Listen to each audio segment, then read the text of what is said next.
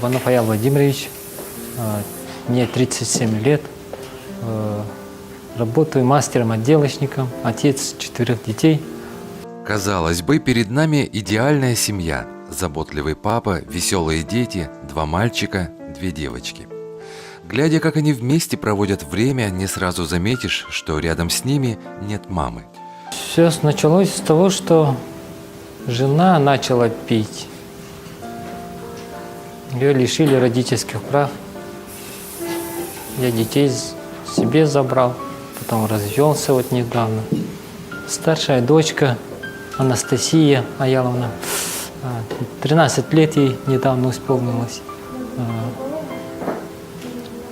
В школе она активистка, поет, танцует, организует там сама. Меня зовут Анастасия Аяловна. Мне 12 лет. Я учусь в Хатасской школе 6 В класс. Когда бывают трудности, я помогаю с тетей по домашним заданиям. Мой любимый предмет – математика. Второй сын у меня, Дениска, 9 лет ему, в 2 классе учится. Шашки, робототехника, кружки ходит. Меня зовут Иванов Денис. Я учусь во 2 В классе, и мне 9 лет. Мы играем больше дома. Очень много у меня любимых игр. Мне больше нравится конструктор. Потом идет дочка Аленушка, 8 лет. Тоже вместе с Денисом учится во 2 классе. Тоже в учебе хорошая. И младший Осинчик в этом году пойдет, осенью пойдем в школу. Меня зовут Алена. Меня зовут Айсен, мне 7 лет. Мне 8 лет. Я учусь в 2 В классе. А я садики. Пятки. Дядки. И жмурки. Измолки. И Колю. Детей забирали. Приходилось бегать, что я хороший отец, доказывать. Комиссии эти проходил, что я не пью, характеристики собирал от соседей этих. Заявления не писали тоже. Потом радость получилась, что мне дали, поверили. Детей мне вернули. А то, что лишали, это уже детей, я детям ничего не говорил. Вместе живем в Хатасах. 2 года назад туда переехали. Школа вроде тоже хорошая. В садик ходили. Учатся хорошо. Сам все время на работе. Прихожу только вечером. Еще мне помогают отец мой родной и сестра моя родная. Благодаря поддержке родных Аялу удается успешно воспитывать детей. Конечно, он не проводит со своими детьми столько времени, как хотелось бы. Содержать одному такое многочисленное семейство – нелегкое дело. Почти все время он работает, выходных практически не бывает. Наблюдая за семьей Ивановых, замечаешь, что дети рады каждой минуте, которую могут провести вместе с отцом. Они постоянно держат его за руки, обнимают и не выпускают из виду. Мой папа очень хороший человек, работает. Он работает в евроремонт, делает натяжные потолки, обои, плитку ставит. Скучаю по папе, когда его нету дома. Очень жду, бывает ночью не сплю, так жду, потом приходит.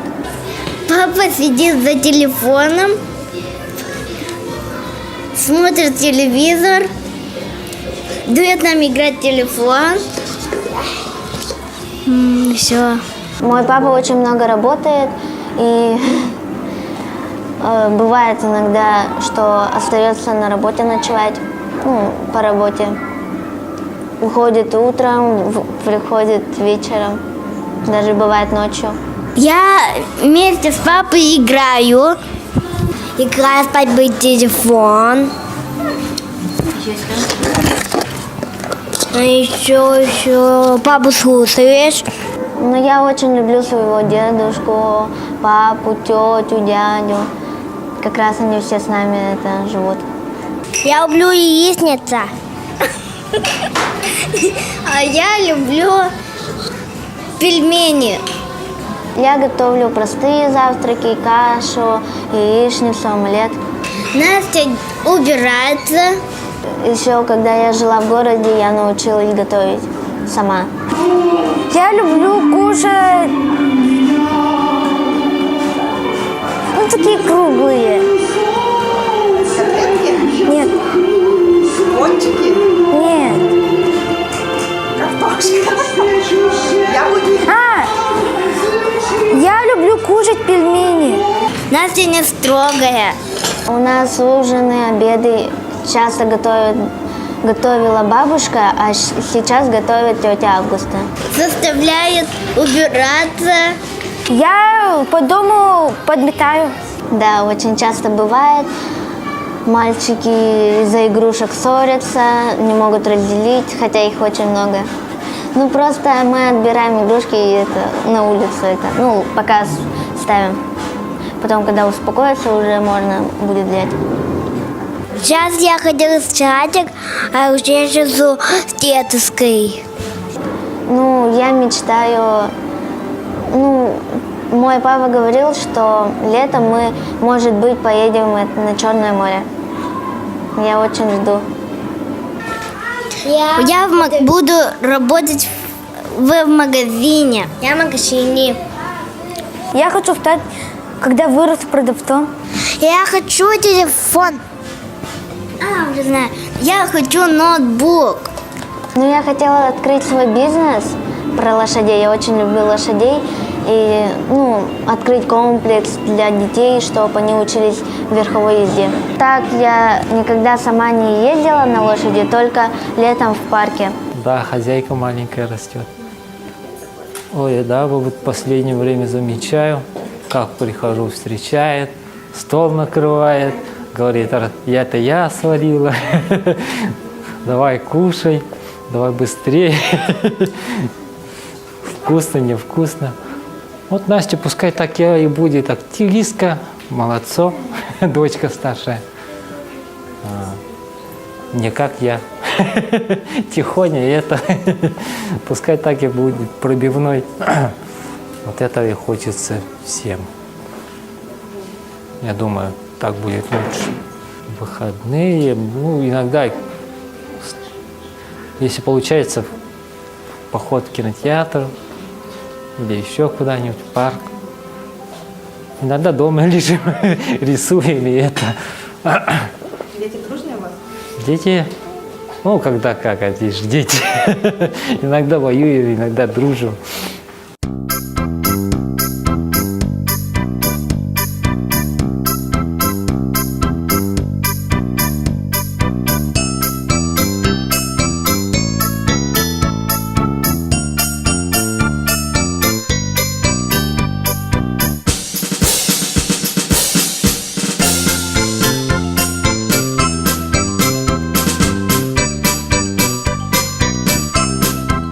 Дорогие друзья, мы хотим вам подарить билеты на спектакль в цирке состоится, называется «Мультиварка».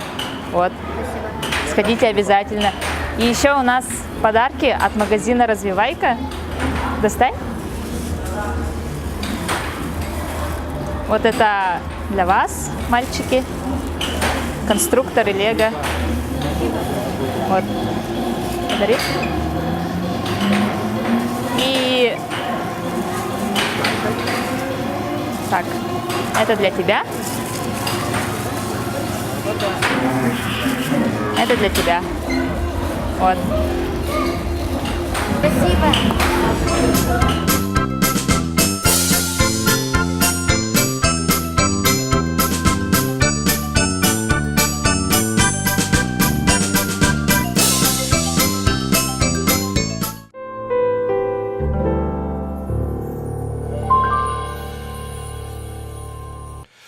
Проблема жилья стоит очень остро. Высокие цены на недвижимость превращают собственную квартиру в недостижимую мечту для многих семей, даже в таких, где работают оба родителя. В семье Ивановых всего один кормилец. Сейчас они живут в 2 комнатах, но уже через несколько лет 2 мальчикам и 2 девочкам вместе с отцом будет тесно в таком доме. Проблема все время была с жильем, со съемной. И жилье, школа, где это потом детей отправлять.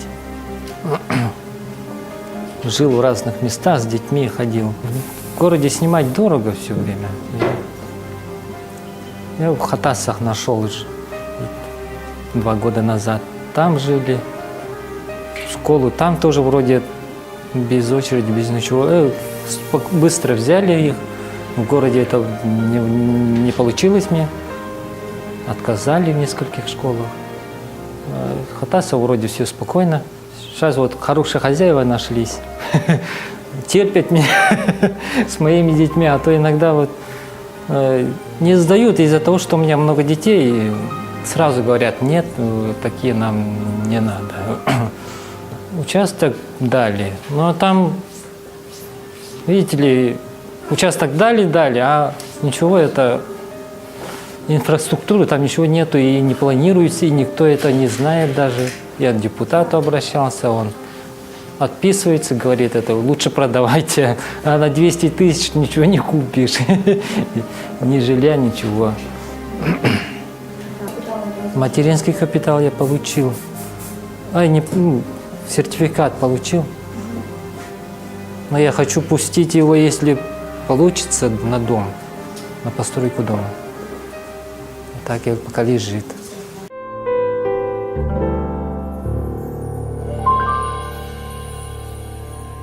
Даже самый сильный человек временами нуждается в поддержке. В сегодняшней трудной ситуации Аялу очень нужна психологическая, информационная и юридическая помощь. Именно поэтому Лига отцов Республики Саха-Якутия курирует семью Ивановых. Мы надеемся, что уже в ближайшее время появятся первые результаты этого сотрудничества. Отцы, одиночки, может быть, они особо не обращаются, да и я не хотел. Но меня выловили, поймали и курирует. Ольга Ильинична, соцобеспечение, тоже постоянно меня держит на контроле. С мэрией тоже хорошие отношения. А так-то я сам особо-то не привык бегать. Аял является очень позитивным примером для воспитания своих детей. Один отец может даже воспитать своих детей, их поставить на ноги и дальше работать. Дети очень такие позитивные, активистская, взрослая дочка. И по пятам как раз идут. Аял говорит, сейчас этим летом будет заниматься постройкой дома, и мы его к себе пригласили. И по правам, и по юридическим правам, по всем отношениям будем обязательно помогать. По нашим данным, по состоянию на сегодняшний день, отцов-одиночек в республике 8 тысяч. Мы и морально, и материально им помогаем, как общественная организация, которая занимается этими вопросами. Семью Ивановых мы взяли под свое кураторство. В ближайшее время мы решим жилищные проблемы семьи Ивановых. Общественную организацию Лига отцов Республики Саха-Якутия мы создали в 2007 году, когда провели первый съезд отцов в Якутии. В нашей республике сегодня 268 советов отцов. Они официально не зарегистрированы, но эффективно работают. Совместно с Министерством по делам молодежи и семейной политики нашей республики мы в 2017 году планируем провести второй съезд отцов нашей республики, где будем обсуждать комплексные мероприятия по повышению статусов отцов. И стало известно, что в Российской Федерации появится новый праздник День Отца, начиная с 2016 года. Рассказывая о своих близких, наши герои в очередной раз могут ощутить, что семья является самой важной частью их жизни. Для того, чтобы сегодняшний день еще больше запомнился Аялу и его детям, по традиции мы устраиваем для них преображение. Мы превратим их в сказочных жителей подземного ледяного королевства.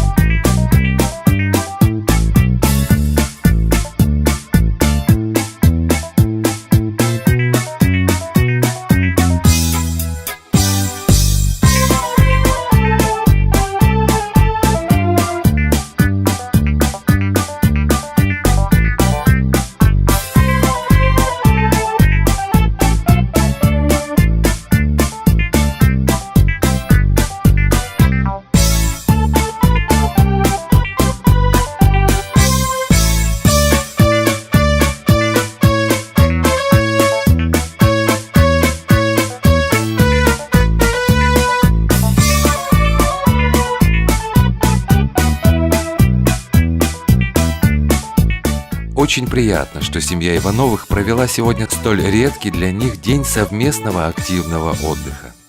У нас сегодня отличный день, на ура. Все вместе вышли, единственный выходной. Где мы Мы отдых провели. Отлично. вечно мерзлоты.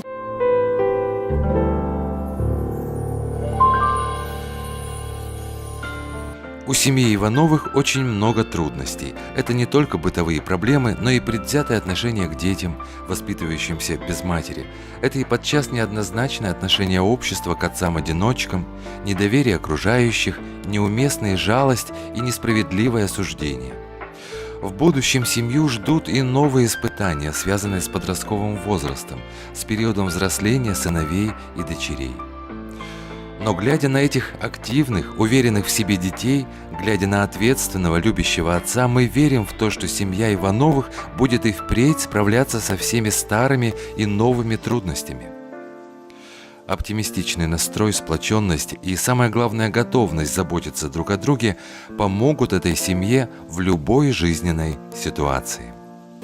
Ой, сразу удивляются. Молодец. Ну а так, что тут молодец-то? Мои же дети. Надо же воспитывать все равно. Особо я тут молодцов ничего не вижу. Я обычный отец, как и все, наверное, любящий своих детей.